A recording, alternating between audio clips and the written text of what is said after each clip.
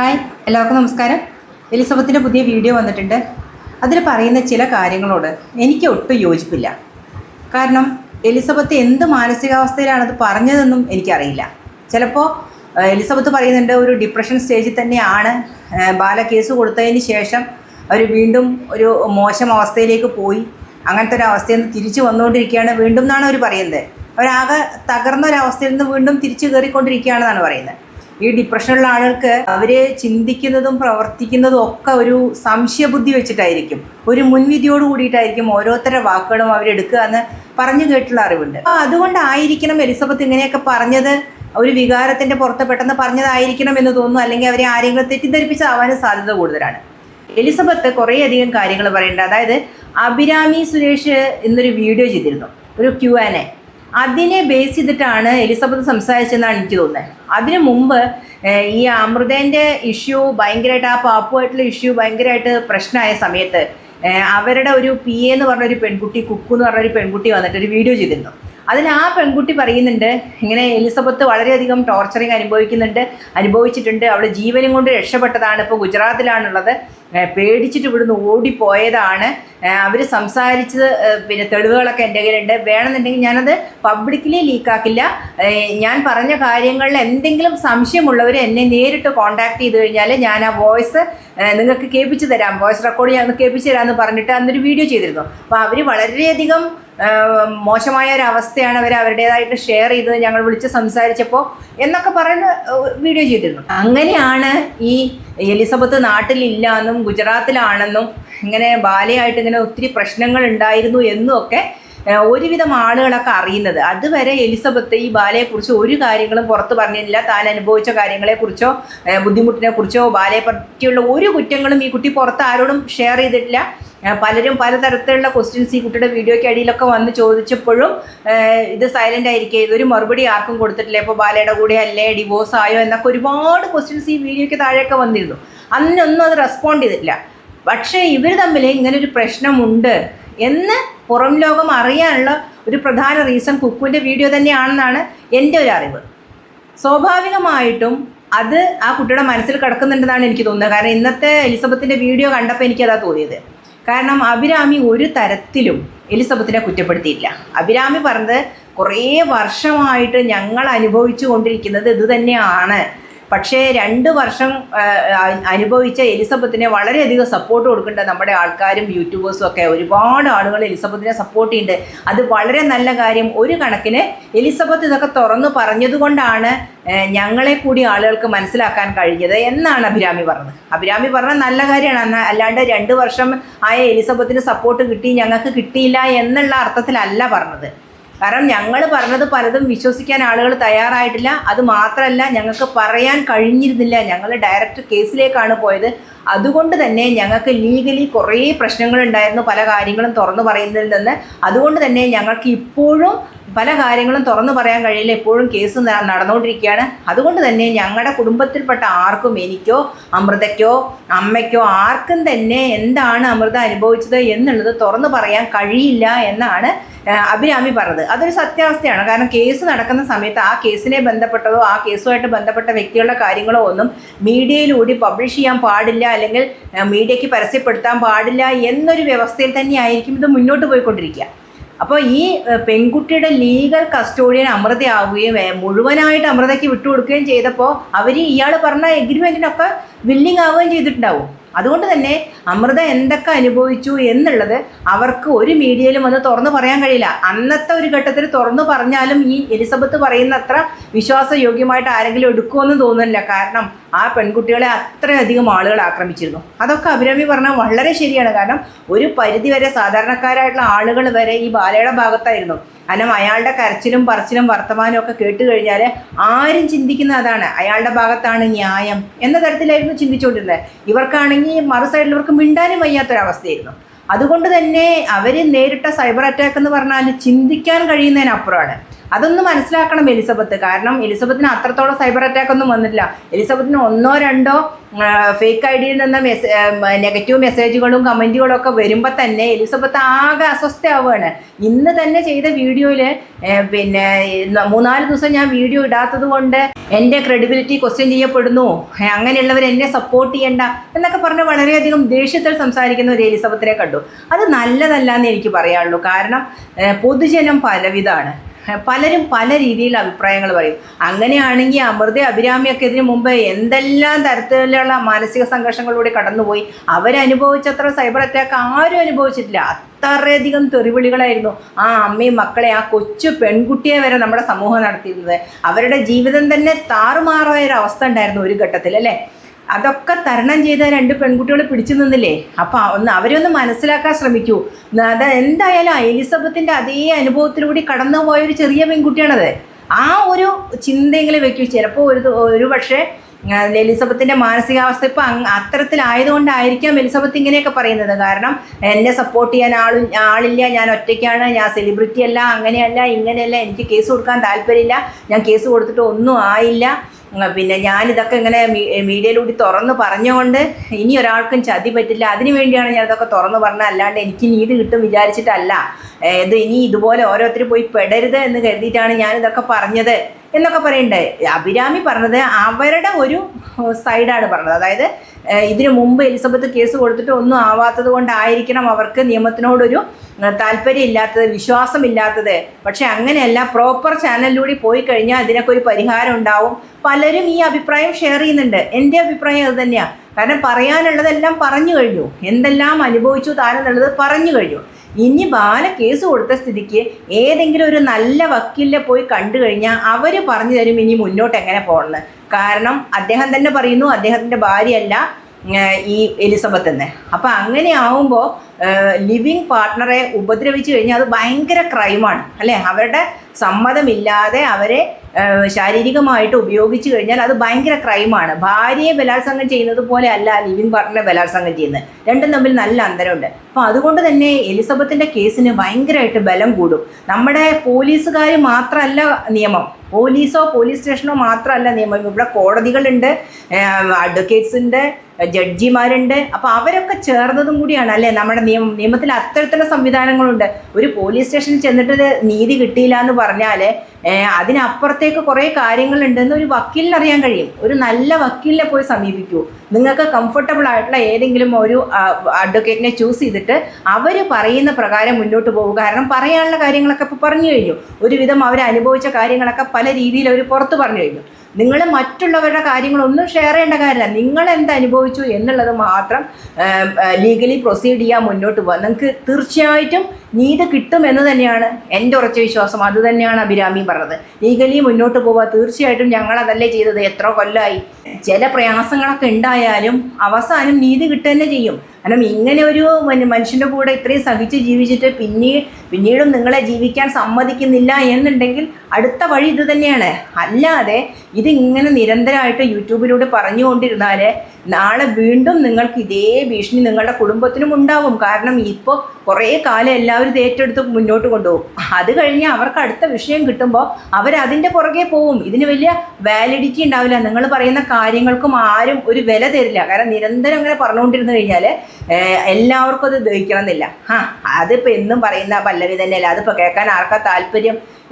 വേറെ വിഷയങ്ങൾ ഇഷ്ടം പോലെ കിടക്കുമ്പോഴാണ് ഇവരുടെ ഒരു കുടുംബ പ്രശ്നം എന്നുള്ളത് മാത്രമേ ആളുകൾ ചിന്തിക്കുള്ളൂ. അത് വിട്ടുകളയും. പിന്നെ നിങ്ങളുടെ മാത്രം ശബ്ദമേ പുറത്തു വരുള്ളൂ. വേറൊരാൾ നിങ്ങളുടെ ഒപ്പം ശബ്ദിക്കാനുണ്ടാവില്ല. അതൊരു നമ്മുടെ ലോകത്തിൻ്റെ ഒരു നിയമമാണ്. അപ്പോൾ അതുകൊണ്ട് ഈ ഒരു അവസരം ഇപ്പോൾ നിങ്ങൾക്ക് ഒരുപാട് സപ്പോർട്ടുണ്ട്. അഭിരാമി പറഞ്ഞ പോലെ തന്നെ ഒരുപാട് പേര് എലിസബത്തിനെ സപ്പോർട്ട് ചെയ്യുന്നുണ്ട്. ആ സപ്പോർട്ട് നിലനിൽക്കുന്ന സമയത്ത് തന്നെ നിങ്ങൾ ലീഗലി മൂവിയാണ് നിങ്ങളുടെ സേഫ്റ്റിക്കും നിങ്ങളുടെ കുടുംബത്തിൻ്റെ സേഫ്റ്റിക്കും നല്ലതെന്നാണ് എനിക്ക് തോന്നുന്നത്. എൻ്റെ അഭിപ്രായമാണ് ഞാൻ പറഞ്ഞത്. കാരണം ഇങ്ങനെ പറയുന്നവരോട് എലിസബത്തിന് ദേഷ്യം തോന്നുകയാണ്. ലീഗലി മൂവിയോ എന്ന് പറയുന്നവരോട്, അല്ലെങ്കിൽ നിങ്ങളുടെ കാര്യങ്ങളുമായിട്ട് മുന്നോട്ട് പോകുമെന്ന് പറയുന്നവരോട് എലിസബത്തിന് ദേഷ്യം തോന്നുന്നത് അത് എന്ത് മാനസികാവസ്ഥയാണെന്ന് എനിക്കറിയില്ല. പിന്നെ വേറൊരു കാര്യം കൂടി ഞാൻ ശ്രദ്ധിച്ചത്, എലിസബത്തിന് ഇപ്പോഴും ബാലയോട് ഇഷ്ടമുണ്ട്. എനിക്ക് മനസ്സിലാക്കാൻ കഴിഞ്ഞത് എലിസബത്തിന് ഇപ്പോഴും ബാലയോട് ഇഷ്ടമുണ്ട്. അത് എലിസബത്തിനെ കുറ്റം പറഞ്ഞിട്ട് കാര്യമില്ല. ഇത്തരത്തിലുള്ള എനിക്ക് തോന്നുന്നു, എനിക്ക് ഈ NPD-നെ കുറിച്ച് കൂടുതൽ അറിയില്ല. ഈ നാർസിസ്റ്റ് പേഴ്സണാലിറ്റി ഡിസോർഡർ എന്നൊക്കെ ഇവർ പറയുന്നുണ്ടല്ലോ, അതിനെക്കുറിച്ച് എനിക്ക് ഡീറ്റെയിൽഡ് ആയിട്ട് അറിയില്ല. പക്ഷേ എൻ്റെ ഒരു ഇത് വെച്ചിട്ട് ഞാൻ പറയുകയാണ്, ഇത്തരത്തിലുള്ള ആളുകൾ അവർ ചെയ്യുന്ന ഓരോ കാര്യങ്ങൾക്കും ഒരു ന്യായീകരണം ഉണ്ടാവും. അവർ ചെയ്യുന്ന ഓരോ കാരണം അതിനൊരു ന്യായമുണ്ട്, ആ ചെയ്യുന്ന കാര്യത്തിലൊരു ന്യായമുണ്ട് എന്ന് തൻ്റെ ഒപ്പം താമസിക്കുന്ന പങ്കാളിയെ പറഞ്ഞ് അത് അടിച്ചേൽപ്പിച്ചുകൊണ്ടിരിക്കും. ചിലപ്പോൾ നമുക്ക് തന്നെ തോന്നും സ്വാഭാവികമായിട്ട്, അന്ന് അയാൾ അങ്ങനെ ചെയ്തത് ന്യായമായിരുന്നില്ലേ എന്ന് പിന്നീട് ഒരു ഘട്ടത്തിൽ ആലോചിക്കുമ്പോൾ തോന്നുന്ന രീതിയിൽ വരുത്തി തീർക്കാൻ ഇവർ മിടുക്കരാണ്. അതുപോലെ തന്നെ ഇവർ ഏതെങ്കിലും രീതിയിൽ തൻ്റെ ഒപ്പം താമസിക്കുന്ന ആളുകളെ ഏതെങ്കിലും രീതിയിൽ തനിക്കെതിരെ പ്രതികരിക്കും എന്ന് തോന്നിക്കഴിഞ്ഞാൽ അവരെ സ്വാഭാവികമായിട്ട് അവർ ആ പ്രതികരിക്കുന്ന ഘട്ടത്തിൽ അവർ ചൂടാവും, ഭയങ്കരമായിട്ട് ദേഷ്യപ്പെടും, വയലൻ്റ് ആവും. ആ ഘട്ടത്തിൽ അവരെ തന്നെ വിശ്വസിപ്പിക്കും, നിങ്ങൾക്ക് എന്തോ പ്രശ്നമുണ്ട്, നിങ്ങൾക്ക് മാനസികമായിട്ട് എന്തോ പ്രശ്നമുണ്ട്, അതുകൊണ്ട് നല്ലൊരു ഡോക്ടറെ കൺസൾട്ട് ചെയ്യുക, ഇത്രയും ചെറിയൊരു ഇഷ്യൂവിൽ ഇങ്ങനെ പ്രതികരിക്കേണ്ട കാര്യമുണ്ടായിരുന്നോ, നിനക്ക് തോന്നുന്നില്ലേ, നിനക്ക് മാനസികമായിട്ട് എന്തെങ്കിലും ബുദ്ധിമുട്ട് തോന്നുന്നില്ലേ എന്നൊക്കെ അവരെ തന്നെ പറഞ്ഞ് വിശ്വസിപ്പിക്കും. എന്നിട്ട് ഏതെങ്കിലും ഒരു സൈക്യാട്രിസ്റ്റിൻ്റെ അടുത്ത് കൊണ്ടുപോകും. തീർച്ചയായിട്ടും ചെയ്തിട്ടുണ്ടാവും, എനിക്ക് അങ്ങനെ തോന്നുന്നുണ്ട്, എനിക്ക് എലിസബത്തിൻ്റെ കാര്യമാണ്, നമുക്കറിയില്ല അങ്ങനെ ഉണ്ടായിട്ടുണ്ടോ എന്ന്. പക്ഷേ തീർച്ചയായിട്ടും അങ്ങനെ ഒരു സംഭവം ഉണ്ടായിട്ടുണ്ടാവും. അതിന് ഏതെങ്കിലും ഒരു ഘട്ടത്തിൽ ഇവർ പ്രതികരിച്ചപ്പോൾ സ്വാഭാവികമായിട്ടും ഒരു സൈക്യാട്രിസ്റ്റിൻ്റെ സേവനം നമുക്ക് തേടാമെന്ന് പറഞ്ഞ് ഇവരെ കൊണ്ടുപോയിട്ട് അതിൻ്റെ ഒരു തെളിവ് അയാളുടെ കയ്യിലുണ്ടാവും, തീർച്ചയായിട്ടും ഉണ്ടാവും. അതുകൊണ്ട് തന്നെയാണ് അയാൾ പബ്ലിക്കലി വന്ന് മീഡിയയുടെ മുമ്പിൽ പറഞ്ഞത് ഇവർ നോർമൽ പേഴ്സൺ അല്ല എന്നുള്ളത്. അപ്പോൾ സ്വാഭാവികമായിട്ടും അന്ന് ഇയാൾ പറഞ്ഞത് അവർക്കും സ്വയം തോന്നിയിട്ടുണ്ടാവും, ശരിയാണല്ലോ, ഇയാൾ പറഞ്ഞ പോലെ ചെറിയൊരു കാര്യത്തിന് ഞാൻ ഇത്രയധികം വയലൻ്റ് ആവേണ്ട കാര്യം ഉണ്ടായിരുന്നില്ല, അപ്പോൾ എനിക്കെന്തോ പ്രശ്നമുണ്ട് എന്ന് സ്വയം അവർ തന്നെ വിശ്വസിച്ചിട്ടാണ് അതിന് പോയിട്ടുണ്ടാവുക. അപ്പം അങ്ങനെ ഒരു മിടുക്ക് ഇത്തരക്കാർക്കുണ്ട്. അപ്പം അങ്ങനെയുള്ള കാര്യങ്ങളൊക്കെ ഇവരിലേക്ക് ഇയാൾ ചെയ്ത ഓരോ കുറ്റങ്ങളും ഓരോ തെറ്റുകളും ന്യായീകരിച്ച് ഇവരിലേക്ക് അടിച്ചേൽപ്പിച്ചിട്ടുണ്ട്. അതുകൊണ്ട് തന്നെ ഇവർ പലപ്പോഴും ഇത് പിന്നീട് ചിന്തിക്കുമ്പോൾ അത് അങ്ങനെ ചെയ്തത് ശരിയായിരുന്നില്ലേ, അല്ലെങ്കിൽ ഇങ്ങനെ ചെയ്തത് ശരിയായിരുന്നില്ലേ, എൻ്റെ ഭാഗത്തായിരുന്നില്ലേ മിസ്റ്റേക്ക്, അങ്ങനെ കുറേ ചിന്തകൾ, ആകെ കൺഫ്യൂസ്ഡാണ് അവർ ചെയ്തത് ശരിയാണോ, അവർ പുറത്ത് പറഞ്ഞത് ശരിയാണോ, അവരവിടുന്ന് ഇറങ്ങി പോകുന്നത് ശരിയാണോ, അങ്ങനെയുള്ള ഒരുപാട് കൺഫ്യൂഷൻ ഇപ്പോഴും അവരിൽ നിലനിൽക്കുന്നുണ്ട്. അത് പറയാനുള്ള പ്രധാന കാരണം ഈ കുക്കു അന്ന് ഇവരെ വിളിച്ച് സംസാരിച്ചപ്പോൾ, ഈ കുക്കു അല്ല അമൃതയാണ് വിളിച്ച് സംസാരിച്ചെന്നാണ് അന്ന് കുക്കു പറഞ്ഞത്. അപ്പോൾ സ്വാഭാവികമായിട്ട് കുക്കു ആണിത് പുറത്ത് പറഞ്ഞത്. കുക്കു പുറത്ത് പറഞ്ഞ കാര്യങ്ങൾ ഇവർക്ക് ഒട്ടും ഇഷ്ടപ്പെട്ടിട്ടില്ല. അതായത് ഇവർ കരുതിയത് എന്താണ്, പണ്ടൊക്കെ തെറ്റിപ്പോയി കുറേ നാൾ മാറി നിന്ന് തിരിച്ചു വന്നതുപോലെ ഇവർ ഇയാളുടെ ഭീഷണിയെ പേടിച്ച് ഇവിടുന്ന് പോയി കുറേ നാൾ പോയി MD ഒക്കെ കഴിഞ്ഞ് സാവകാശം വീണ്ടും ഒരു റീയൂണിയൻ ഉണ്ടാവുമെന്നാണ് സത്യത്തിൽ എലിസബത്ത് കരുതിയതാണ് എനിക്ക് തോന്നുന്നത്. കാരണം ഇതിന് മുമ്പ് ഉണ്ടായത് അങ്ങനെ തന്നെയാണല്ലോ. അപ്പോഴത്തെ അയാളുടെ ആ ദേഷ്യം ഇതൊക്കെ തീർന്നു കഴിഞ്ഞാൽ ഇയാൾ തിരിച്ചു വിളിക്കും, വന്ന് ഒരുമിച്ച് താമസിക്കാം എന്നുള്ളൊരു തോട്ട് തന്നെയായിരിക്കും ഇവർ ഇവിടുന്ന് പോയിട്ടുണ്ടാവുക.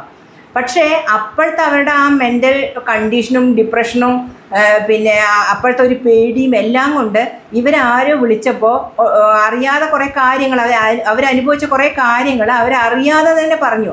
പക്ഷെ പറഞ്ഞപ്പോൾ അവർ ഒന്ന് പറഞ്ഞിരുന്നു, ഞാൻ ഈ പറയുന്ന കാര്യങ്ങളൊന്നും നിങ്ങൾ റെക്കോർഡ് ചെയ്യരുത്, വേറെ ആരോടും ഷെയർ ചെയ്യരുതെന്ന് പറഞ്ഞു. പക്ഷേ ഇവർ റെക്കോർഡ് ചെയ്യില്ല, വേറെ ആർക്കും ഷെയർ ചെയ്യില്ല എന്ന് പറഞ്ഞ കാര്യങ്ങൾ റെക്കോർഡ് ചെയ്ത് വെച്ചു എന്നാണ് എലിസബത്ത് പറയുന്നത്. റെക്കോർഡ് ചെയ്തത് മാത്രമല്ല, അവരൊരു വീഡിയോ ചെയ്തിട്ട് എലിസബത്തിന് ഇങ്ങനെയുള്ള അനുഭവങ്ങളൊക്കെ ഉണ്ടായി, എലിസബത്ത് പേടിച്ച് ഗുജറാത്തിലേക്ക് പോയി ജീവനും കൊണ്ട് ഓടിയതാണ് എന്നൊക്കെ പറഞ്ഞു. അത് ആവശ്യത്തിനാണ്, എന്നെ പുറകിൽ നിന്ന് കുത്തിയതല്ലേ അപ്പോൾ എന്നാണ് ചോദിക്കുന്നത്. അതിൻ്റെ പ്രധാന കാരണം ഇതാണ്, അവരിതൊന്നും ആരോടും ഷെയർ ചെയ്യാനോ പുറത്ത് പറയാനോ കേസ് കൊടുക്കാനോ ഇയാളിൽ നിന്ന് വിട്ടുപിരിഞ്ഞ് പോവാനോ ആഗ്രഹിച്ചിട്ടില്ല. സത്യം പറഞ്ഞാൽ ഈ ഒരു കുക്കുവിൻ്റെ വീഡിയോ ആണ് ഇവരിൽ അകൽച്ച കൂട്ടിയത് എന്നൊരു ചിന്ത എലിസബത്തിനുണ്ടെന്നാണ് എനിക്ക് തോന്നുന്നത്. ഇന്നത്തെ എലിസബത്തിൻ്റെ വർത്തമാനത്തിൽ നിന്നും ആ സങ്കടത്തിൽ നിന്നും കരച്ചിലിൽ നിന്നും ദേഷ്യത്തിൽ നിന്നും എനിക്ക് മനസ്സിലാക്കാൻ കഴിഞ്ഞത്, ഇവർക്ക് കുക്കും അമൃതയും അഭിരാമിയും കൂടിയിട്ട് അറിഞ്ഞുകൊണ്ട് ഇവരെ പിന്നിൽ നിന്ന് കുത്തി. അങ്ങനെയാണ് കുക്കു ആ വീഡിയോ ചെയ്തതും പലർക്കും ആ വോയിസ് കേൾപ്പിച്ചു കൊടുത്തും ഇവർ സംസാരിച്ചത്. അതായത് ഇവർ റെക്കോർഡ് ചെയ്യരുതെന്ന് പറഞ്ഞിട്ട് കൂടി റെക്കോർഡ് ചെയ്തിട്ട് പിന്നെ എങ്ങനെ എലിസബത്ത് പറഞ്ഞു എന്ന് പലരെയും ബോധ്യപ്പെടുത്തുകയും എലിസബത്തിന് എങ്ങനെയൊക്കെ വിഷയം ഉണ്ടായി എന്ന് പുറം ലോകം അറിയാനുള്ള കാരണവും ബാല ഇവരിൽ നിന്ന് കൂടുതൽ അകലാനുള്ള റീസണും അതാണെന്ന് എലിസബത്ത് മനസ്സിൽ വിചാരിക്കുന്നുണ്ട്. ഇന്നത്തെ അവരുടെ വീഡിയോ കണ്ടപ്പോൾ എനിക്ക് അങ്ങനെ തന്നെയാണ് അവർ ചിന്തിച്ചിരിക്കുന്നത്. അത് തന്നെയാണ് ഇന്ന് അഭിരാമി ചെയ്ത വീഡിയോയ്ക്കെതിരെ അവർ ഇത്രയധികം ദേഷ്യപ്പെടാൻ കാരണം. അല്ലാതെ അഭിരാമി ഇവരെ പറ്റി മോശമായ ഒരു വാക്ക് പറയുകയെ ഇവരെ പറ്റി എന്തെങ്കിലും ഒരു തരത്തിലുള്ളതായിട്ട് പറയുകയും ചെയ്തിട്ട് അവർക്ക് സപ്പോർട്ട് ചെയ്തിട്ടാണ് പറഞ്ഞത് നിങ്ങളവരെ കൂടെ ഉണ്ടാവണം, നീതി കിട്ടണം. ഞങ്ങൾക്ക് പുറത്ത് പറയുന്നതിനോ പ്രതികരിക്കുന്നതിനോ പരിധിയുണ്ട്. പക്ഷേ എലിസബത്തിന് അങ്ങനെ അല്ല എന്ന് വളരെ വ്യക്തമായി അഭിരാമി പറഞ്ഞു. എലിസബത്തിന് ബോൾഡായിട്ട് പ്രതികരിക്കാനുള്ള ഒരു അവസരമാണ് കിട്ടിയിരിക്കുന്നത്. ബോൾഡായി തന്നെ പ്രതികരിക്കുന്നുണ്ട്. അതുകൊണ്ട് തന്നെ ഞങ്ങളെല്ലാവരും ആ കുട്ടിയുടെ കൂടെയാണ്. പക്ഷേ ഞങ്ങൾക്ക് പുറത്ത് വന്ന് നിന്ന് അവർക്ക് സപ്പോർട്ട് കൊടുത്ത് പറയാൻ കഴിയില്ല. ഇപ്പോഴും ഞങ്ങൾ ഒന്നിനും പോയിട്ടില്ല. എന്നിട്ട് പോലും ഈ കേസിലേക്ക് നമ്മളെ വലിച്ചിടാനുള്ളൊരു ശ്രമം നടക്കുന്നുണ്ട് എന്ന് അഭിരാമി പറയുന്നു. കാരണം അവരനുഭവിച്ച് അവർക്ക് മാത്രമേ അറിയുള്ളൂ. 2 വർഷമായിട്ടുള്ള എലിസബത്തിന് ഇത്രയാണെങ്കിൽ എത്രയോ വർഷമായിട്ട് ആ പെൺകുട്ടികൾ ആരോരും തുണയില്ലാതെ അനുഭവിക്കുകയാണ്. ഇങ്ങനെയുള്ളവർ വിടാതെ കൂടും. കാരണം ചുറ്റുവട്ടമുള്ള ആളുകളിലേക്കൊക്കെ ഇതുപോലെയുള്ള അനോണിമസ് ആയിട്ടുള്ള കാര്യങ്ങൾ സ്പ്രെഡ് ചെയ്യാൻ ഇവർ വളരെ വിരുദ്ധരാണ്. നമ്മൾ പോലും അറിയാതെ നമ്മുടെ കൂട്ടത്തിൽ നിൽക്കുന്ന ആളുകളെ മാനിപ്പുലേറ്റ് ചെയ്യും. അവരങ്ങനെയാണ്, അവരിങ്ങനെയാണ്, വേണമെങ്കിൽ ഫേക്കായിട്ടുള്ള തെളിവുകളും കൊടുക്കും. അപ്പോൾ ആ കുട്ടികളുടെ ജീവിതം എങ്ങനെ ആയി തീർന്നുണ്ടാവും ഈ ഇത്രയും വർഷത്തിനിടയിൽ? എത്ര ഉയരങ്ങളിലേക്ക് എത്തേണ്ട കുട്ടികൾ ചിലപ്പോൾ ഈ കാരണങ്ങൾ കൊണ്ട് അവർ പിടിച്ചു കയറി മുന്നോട്ട് വരാൻ കഴിയാതെ പോയിട്ടുണ്ടാവും. എന്നിട്ടും അവർ ആ കഠിന പ്രയത്നം ഉപേക്ഷിച്ചില്ല. അതുകൊണ്ടാണ് അവരിപ്പോൾ ഈ സ്റ്റേജിൽ നിൽക്കുന്നത്. അതൊക്കെ എലിസബത്ത് മനസ്സിലാക്കണം. ശരിയാണ്, എലിസബത്തിൻ്റെ മാനസികാവസ്ഥ വളരെ മോശമായിരിക്കും. പക്ഷേ ഓപ്പോസിറ്റ് നിൽക്കുന്ന കുട്ടികളും അതേ മാനസികാവസ്ഥ ഉള്ളവരാണെന്ന് ചിന്തിക്കണം. ഒരു വാക്ക് പറയുന്നതിന് മുന്നേ 100 വട്ടം ആലോചിക്കുക. നമ്മുടെ സോഷ്യൽ മീഡിയ ആണ്. ഇപ്പോൾ തലയിലെടുത്ത് താങ്ങിക്കൊണ്ട് നടക്കുന്ന ആളുകൾ 1 സെക്കൻഡ് മതി തറയിൽ എറിഞ്ഞുടയ്ക്കാൻ. താങ്ങുന്നവരാരും കൂടെ കാണില്ല. 1 സെക്കൻഡ് മതി ഇവർ മാറ്റി പറയാനും കുറ്റം പറയാനും. അത് എലിസബത്തിൻ്റെ ഭാഗത്ത് ചെറിയൊരു മിസ്റ്റേക്ക് ഉണ്ടായാൽ ഇത് സംഭവിക്കും.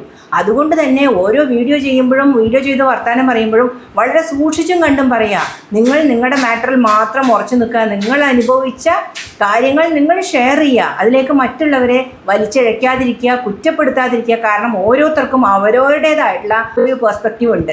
അത് മനസ്സിലാക്കുക. എലിസബത്തിന് എന്താണോ തോന്നുന്നത്, എനിക്ക് കേസ് കൊടുക്കണ്ട, എനിക്ക് പബ്ലിക്കിലേക്ക് ഇത് അറിഞ്ഞാൽ മതി എന്നുള്ളൊരു തോട്ടാണെങ്കിൽ മറ്റുള്ളവർ അങ്ങനെയല്ല. പബ്ലിക്കിലേക്ക് അറിഞ്ഞില്ലെങ്കിലും എനിക്ക് നിയമത്തിൻ്റെ മുന്നിലൂടെ പോയിട്ട് എനിക്ക് നീതി കിട്ടണമെന്ന് ചിന്തിക്കുന്നവരായിരിക്കും മറ്റുള്ളവർ. അങ്ങനെ പല രീതിയിൽ ചിന്തിക്കുന്ന എല്ലാവരും കൂടി ചേർന്നാണ് നമ്മുടെ സമൂഹം എന്ന് പറയുന്നത്. എല്ലാവരും ഒരേ രീതിയിൽ ചിന്തിച്ചാൽ എങ്ങനെ ശരിയാവും? അപ്പോൾ അതും കൂടി മനസ്സിലാക്കുക. ഓപ്പോസിറ്റ് നിൽക്കുന്ന ആളുകളുടെ മാനസികാവസ്ഥ എന്താണ്, അവരേത് സിറ്റുവേഷനിലൂടെയാണ് കടന്നു പോയിക്കൊണ്ടിരിക്കുന്നത്, ഇപ്പോഴും അവരെങ്ങനെയാണ് ജീവിച്ചുകൊണ്ടിരിക്കുന്നത് കൂടി ചിന്തിക്കുക. വിഷമം വരുമ്പോൾ, സങ്കടം വരുമ്പോൾ, ദേഷ്യം വരുമ്പോൾ വായി തോന്നുന്ന എന്തെങ്കിലുമൊക്കെ വിളിച്ച് പറഞ്ഞു കഴിഞ്ഞാൽ ഇപ്പോൾ ഒപ്പം നിൽക്കുന്ന ആളുകളും കൂടി ഉണ്ടാവില്ല. ആരും കേൾക്കാത്തൊരു രോദനായി മാറും എലിസബത്തിന്. സത്യം പറഞ്ഞാൽ ഇപ്പോൾ വളരെ കറക്റ്റായിട്ടുള്ളൊരു ടൈമാണ് കേസ് കൊടുക്കാൻ പറ്റിയത്. ഇപ്പോൾ കൊടുത്തിട്ടില്ലെങ്കിൽ ഒരിക്കലും കൊടുത്തിട്ട് ഒരു കാര്യം ഉണ്ടാവാൻ പോകുന്നില്ല. വെറുതെ ഒരു വീഡിയോ ചെയ്ത് ഇങ്ങനെ പറയാം, കുറേ ആളുകളൊക്കെ സപ്പോർട്ട് ചെയ്യും, കേൾക്കും.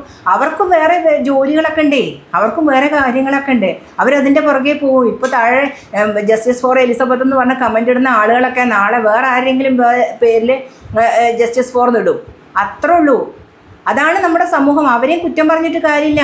ഒരു ഒഴുക്കിനൊത്ത് നീങ്ങിക്കൊണ്ടിരിക്കുകയാണ് ജനങ്ങളുടെ ജീവിതം. അപ്പോൾ ഒരാളിലേക്ക് മാത്രം സ്റ്റിക്ക് ഓൺ ചെയ്ത് നിൽക്കാൻ ആർക്കും കഴിയില്ല. അപ്പോൾ അവസരങ്ങൾ മുതലാക്കുക എന്നുള്ളത് മാത്രമേ പറയാനുള്ളൂ. അത് അവരുടെ ഭാവി ജീവിതം സേഫാകാൻ വേണ്ടിയിട്ടാണ് ഈ പറയുന്നത്. അല്ലാതെ മറ്റുള്ളവർക്ക് ഇതിലെന്താണ് ഇൻട്രസ്റ്റ്? ഒരു ഇൻട്രസ്റ്റും ഇല്ല. അവരുടെ ജീവിതത്തെ ഒരു തരത്തിലൊന്നും ബാധിക്കില്ല. അപ്പോൾ അതുകൂടി മനസ്സിൽ വെച്ചിട്ട് മുമ്പോട്ട് പോവുക. ഏതെങ്കിലും ഒരു അഡ്വക്കേറ്റിൻ്റെ ഉപദേശം തേടുക, അവർ പറയുന്നതിനനുസരിച്ച് മുന്നോട്ട് പോവുക. ബാക്കിയുള്ളതൊന്നും കണക്കാക്കേണ്ട. പല തരത്തിലുള്ള നെഗറ്റീവ് കമൻറ്റുകൾ വരും, പല തരത്തിൽ നമ്മളെ പിടിച്ചു വലിച്ച് താഴെ ഇടാൻ ശ്രമിക്കും. അതിലൊന്നും നിന്നു കൊടുക്കാതെ, അതിലൊന്നും വീണ് ദേഷ്യപ്പെടാതെ ആ ഒരു കമൻറ്റിൽ നിങ്ങൾ എന്തിനാണ് ഇത്ര പ്രകോപിതയാവുന്നത്? അങ്ങനെ എത്രയോ നല്ല നല്ല വീഡിയോ ചെയ്യുന്ന ആളുകളുടെ വീഡിയോയ്ക്ക് അടിയിൽ വന്നിട്ട് പച്ച തെറി എഴുതി വെക്കുന്ന ആളുകളുണ്ട്. അതിലൊന്നും പ്രകോപിതരായിട്ട് കാര്യമില്ല. അത് സോഷ്യൽ മീഡിയ ആണ്. എല്ലാവരുടെയും മാനസികാവസ്ഥ ഒന്നാവണമെന്നില്ല. അമ്മയെ തല്ലിയാലും അത് നല്ല കാര്യമാണ്, അവർക്ക് 2 കൂടി കൊടുക്കായിരുന്നു എന്ന് പറയുന്ന ആളുകളും നമ്മളുടെ ഇടയിലുണ്ട്. അതും കൂടി മനസ്സിലാക്കൂ. വെറുതെ പ്രകോപനപരമായിട്ട് സംസാരിച്ച് മറ്റുള്ളവരെ ഇതിലേക്ക് വലിച്ചഴിച്ച് അവസാനം സ്വയം കുഴി തോണ്ടുന്ന ഒരവസ്ഥ ഉണ്ടാവരുത്. പ്ലീസ്, അതെനിക്ക് പറയാനുള്ള അത്രയേ ഉള്ളൂ. കാരണം പലപ്പോഴും എലിസബത്ത് കരയുന്നത് കാണുമ്പോൾ എനിക്ക് എൻ്റെ മകളായിട്ടാണ് എനിക്ക് ഫീൽ ചെയ്യുക. കാരണം എൻ്റെ മകളൊരു മെഡിക്കൽ സ്റ്റുഡൻ്റാണ്. അപ്പോൾ സ്വാഭാവികമായിട്ടും അവൾ കരയുന്നത് പോലെ, സങ്കടപ്പെടുന്നത് പോലെയാണ് എനിക്ക് പലപ്പോഴും തോന്നുന്നത്. അതുകൊണ്ടാണ് ഞാനിത് പറയുന്നത്. കൈവിട്ട കളിക്ക് നിൽക്കരുത്. കാരണം ഇത് ഇത്ര വരെ എത്തിച്ചു, അത് നിങ്ങൾ വളരെ ബോൾഡായിട്ട് എത്തിച്ചു. പല കാര്യങ്ങളും നാട്ടുകാർ അറിയേണ്ട രീതിയിൽ പറഞ്ഞു. അതൊക്കെ ശരി തന്നെ. പക്ഷേ അതിരുവിട്ട സംസാരവും പ്രവൃത്തിയും ദോഷമേ ചെയ്യുള്ളൂ. അതൊന്ന് ചിന്തിച്ചിട്ട് അടുത്ത വീഡിയോ ചെയ്യുക. അത്രമാത്രം എനിക്ക് പറയാനുള്ളൂ.